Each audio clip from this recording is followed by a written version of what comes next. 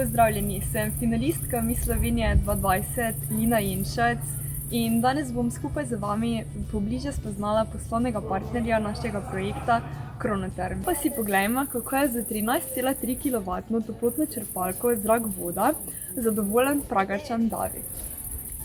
Z menoj je danes gospod David iz našega Pragerskega, ki je tudi uporabnik Kronotermove toplotne črpalke. Pa mi povejte, gospod David, zakaj ste se odločili ravno za Kronotermovo toplotno črpalko? Je bila ena izmed redkih, ki so imeli model, ki ga rabimo. Ker rabimo v bistvu visoko temperaturno toplotno črpalko, ker nismo notranjega sistema ogrevanja nismo spremenili, se pravi smo ostali na radiatorjih. To je bila ena izmed odločitev, druga pa bila to, ker je pač lokalen slovenski produkt. Kako dolgo pa Kronotermovo toplotno črpalko že uporabljate in ali ste z njo zadovoljni? Zadovoljni definitivno smo. Uporabljamo jo pa v bistvu od leta 2014, kar pomeni nekje malo več kot 6 let. Gremo zdaj mogoče še malo na njihovo aplikacijo, ki se imenuje Cloud. Jo uporabljate? Torej, največ, kaj uporabljamo aplikacijo, oziroma zakaj jo jaz uporabljam, je dejansko za spremljanje statistike temperatur vode v zalogovniku, zunanje temperature, ki jo zazna toplotna črpalka. Pa je bil ključni faktor pri tem, da ste se odločili ravno za Kronotermovo toplotno črpalko? Bila je ena izmed redkih na trgu, kjer ni bilo potrebno večjih sprememb v samem sistemu.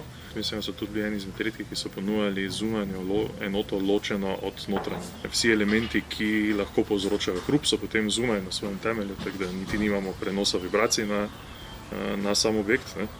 To, kaj slišimo, se pravi pri največji obremenitvi po zimi, recimo, kaj se sliši v bistvu, kot da bi poslušal delovanje hladilnika. Če imate kakšno drugo pripombo, bi na Kronotermovi toplotni črpalki še karkoli spremenili? Po pravici povedano ne. Katere lastnosti toplotne črpalke pa so vam najbolj všeč? Ena izmed zadev je definitivno to, da ne uporabljamo več fosilnih goriv. Probamo tudi izkoristiti se pravi tehnologije, ki so na voljo, da lahko z dano energijo ustvarimo največji učinek. Peč na olje, mislim, da je bila iz leta 82. Učinkovitost izrabe energije je neprimerno večja pri toplotni črpalki. Tako da je tudi, se pravi, sam finančni strošek ogrevanja na leto je zdaj, predno smo delali obnovo hiše, se pravi, predno je bila tudi nova fasada, bil nekje 75% prihranek. Hvala. Kakšen pa se vam je zdel proces montaže Kronotermove toplotne črpalke? Nimamo nobenih pripomb na proces montaže. Sicer ni bila celotna montaža narejena strani Kronoterm serviserja, ampak je v bistvu lokalni izvajalec postavil celotni sistem, naredil vse priklope, potem pa prvi zagon je pa bil strani Kronoterma. Ampak od takrat dalje v bistvu, se pravi, ni nobenih težav.